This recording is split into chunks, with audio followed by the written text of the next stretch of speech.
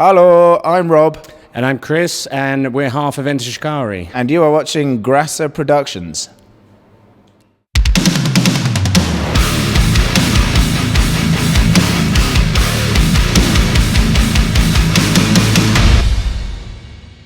Hi, my name's Lucas, you're watching Grasser Production, and I'm here today with the lovely Chris and Rob of Enter Shikari. Hi guys. Hello. Hello. How's the tour been so far? Any special things you want to share with us that happened so far? Yeah, well, it's been amazing. Obviously, it's probably the longest tour we've ever undertaken. It actually started in December last year, and we're kind of just coming into the last week of it now. So it's been long but amazing. It's taken us to places we never thought we'd go to. I mean, especially we've never been as far east in Russia, so that was incredible to experience. But yeah, generally, like all of the shows have just been incredible. A lot of energy, a lot of enthusiasm. Many sold out shows too. Over the past years you had a lot of different acts coming with you, bands, pretty diverse in genres and stuff. Why would you think, is it possible, or do you think the audience liked that about the tours of you? I suppose we're quite a diverse band ourselves, so our audience, just by being fans of ours, kind of need to be quite open-minded about their music, and so we've had some bands that audiences have appreciated more than others, but generally our fans seem quite they have open ears to new music, new stuff, and they're enough respect to the bands to give them a chance and check them out. So your last record, The Spark, was released almost 1.5 years ago. Would you thought that you sold out so many shows so far? Based on The Spark, yeah. Because I read you were pretty much more afraid before the release of that record than you were before other records. Yeah. I think obviously The Spark is the biggest jump we've ever made musically. So we weren't sure what the reaction was going to be like. But as Rob said, I think our fans by now are used to us developing and used to us changing. It would be more of a shock if we didn't develop. So it's become expected of us now. So it was really just a larger jump that we made. So we were fearful that we'd isolate some people, but we saw that there was more to gain and so much more to explore musically that we wanted to take a chance. That worked out quite well. I'm glad for you guys. Yeah, thank you. Just one thing I always wondered about is you're pretty much all still the founding members of Enter Shikari. How and why do you still have such an agreed on musical vision or style? Well, to be honest, the one with the vision is mostly Rao. He sort of has the foresight of where he sees us going musically, and the songs always start their development process with Rao. Obviously, we all have our input into him, but he's the main songwriter, and so we're quite happy to go along with it. To be honest, he always writes great music. So I mean, we all sort of share a lot of musical taste. Sort of what inspires us each individually also inspires us as a group, and so we listen to a lot of the same music, but if we have our own personal ideas and what we prefer, everyone else sort of also listens to that, even if it's not their ideal. Do you know what I mean? We all sort of share in our individual music and what we get along with as a group, and I don't really know where I'm going with this, so there you go. Next question. I just kept talking and It's fine. I didn't know where to stop. It was just, there you go. Great answer. Thanks. I'm getting all flushed now. All right. Yeah. Okay, calm down. Another thing about The Spark. Your cover model, Sparky. Oh yeah. What's going to happen to him after the tour? Should we decommission him and send him to the scrap heap? Yeah. No, I mean, Sparky is He's a part of the, he's a we band member We created now. him. Yeah. He was literally, we had him 3D printed and we built all the elements and we made, along with some help for some people who actually did the physical making of him, we designed and built him ourselves. So, and the whole point of the way we've designed him is that he's very versatile and he's going to work with the way we are working moving forward. So, you might get a new hat or something. Yeah, we might make a few alterations here and there, but I'm sure he'll still stick with us. Yeah. And if we ever do see him off, we're gonna have to give him a proper good send off, like we did our first touring van, blow him up in a music video or something, or send him out into sea with a burning arrow. I'd send him out into space. Or into space, yeah. A little more expensive, but.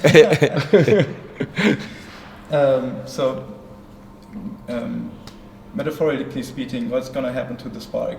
As said, Rao has the ideas for the music, but do you have any idea? You have a new song in your set list. Mm-hmm. The tour is named after that, Stop the Clocks. Mm-hmm.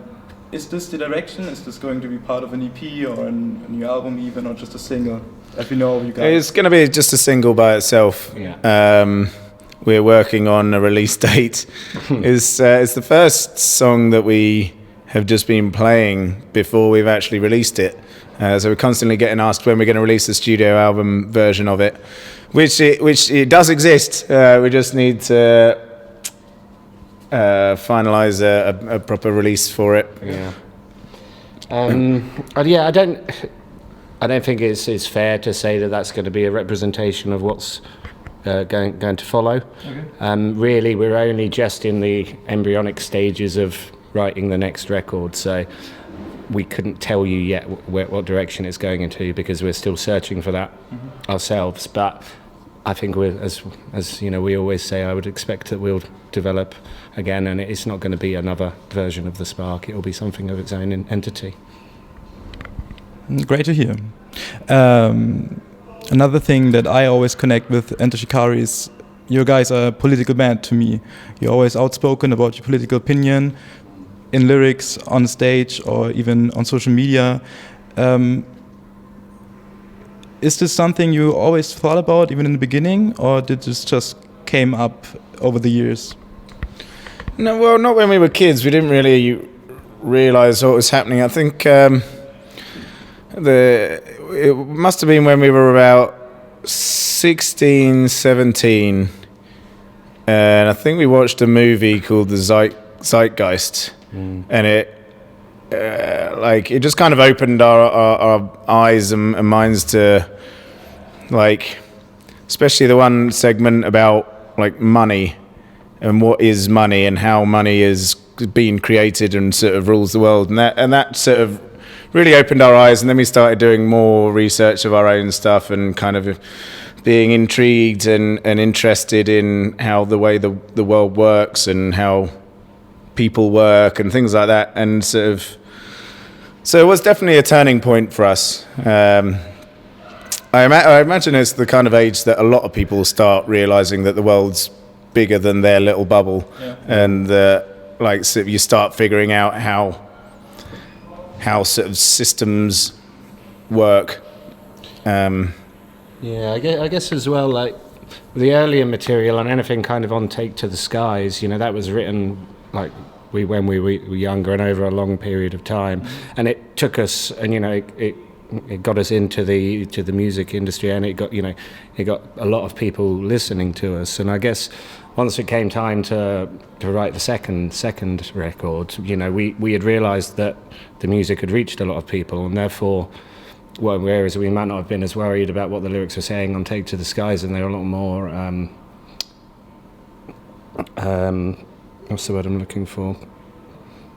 Cryptic? Yeah, a lot more cryptic. I guess we kind of realised that what we were saying in our lyrics moving forward needed to be something that we felt personally about, in order to get up and because we knew it was going to be listened to by a lot of people.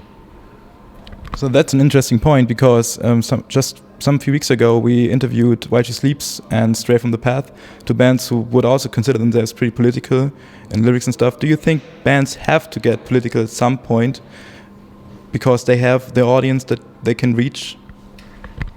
I'd say it's a personal choice, really. You know, we would find it hard to get up and perform passionately if we were singing songs that we didn't feel passionate about. Yeah. But, you know, equally, singing music is a lot of different things to people, so... Yeah, I think there's still a hell of a lot of value in music for music's sake. Mm-hmm. You know, it doesn't have to be a reflection of the political climate of its time or whatever. But then at the same time, I often think there's so much going on politically right now with the likes of Brexit and the rise of the far right, or sort of all over the world. You know, Donald Trump in the White House and things like that. There's so much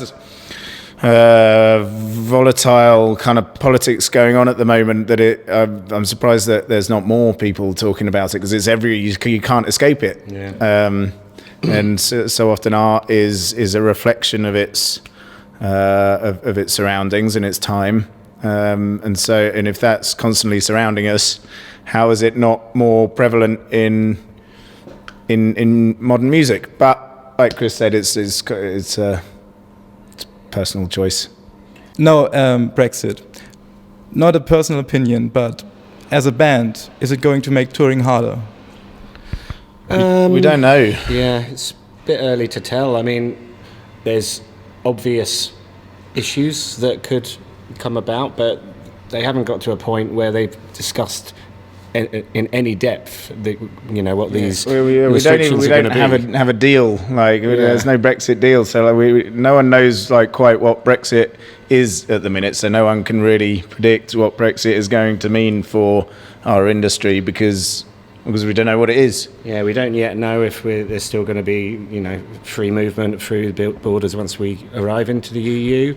We don't yet know what is going to need to be put on people from the UK in terms of visa, working visas, different taxes. It is likely to have a very big issue if there's a lot of restrictions put on us, especially for the smaller touring bands. Yeah. I mean, there are certain bands that obviously you need visas and other tax things in countries outside of the EU, of course, and it's still possible to go and do these things, but it's easier for a band that's slightly more established like we are. We're in a lucky position where we're earning enough money to afford to pay for these visas and so on. But then there's the bands that are really touring themselves around in a little van, just sort of go out for a couple of weeks in a van by themselves and literally sort of living hand to mouth, or they get paid enough to put the fuel in their tank kind of thing. They're the ones that aren't going to be able to be reaching out beyond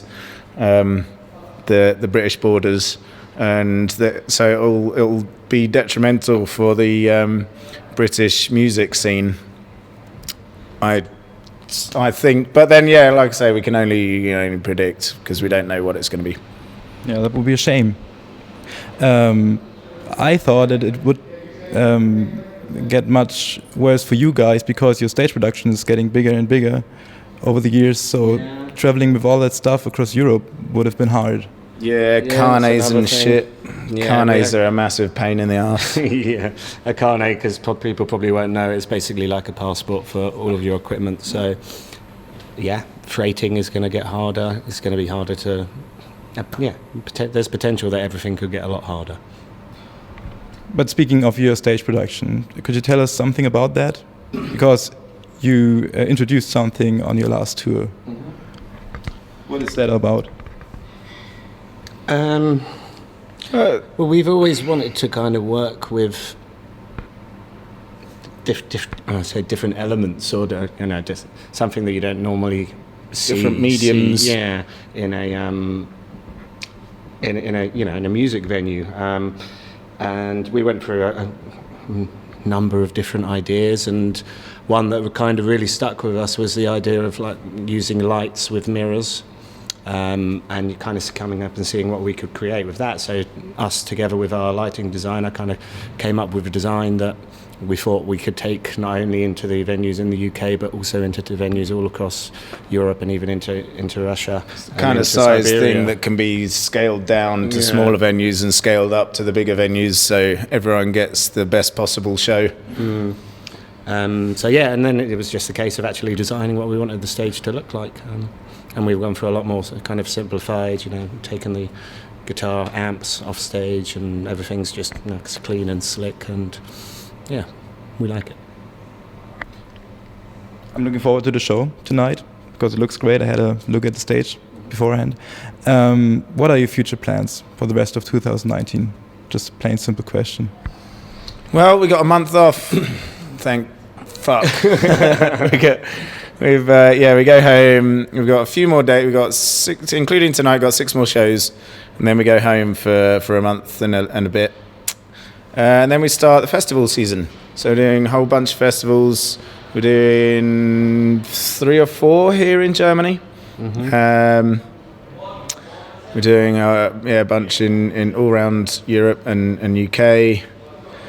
And after that, there's still sort of in the pipeline. We're working on details to be able to get out to America and Australia, but that's not been finalised yet. So just we're working on that. We haven't been out to either of those places for a while now, and constantly getting people saying, "Why aren't you coming here? Why aren't you coming here?" We're working on it, honestly. But just be patient. We'll be there.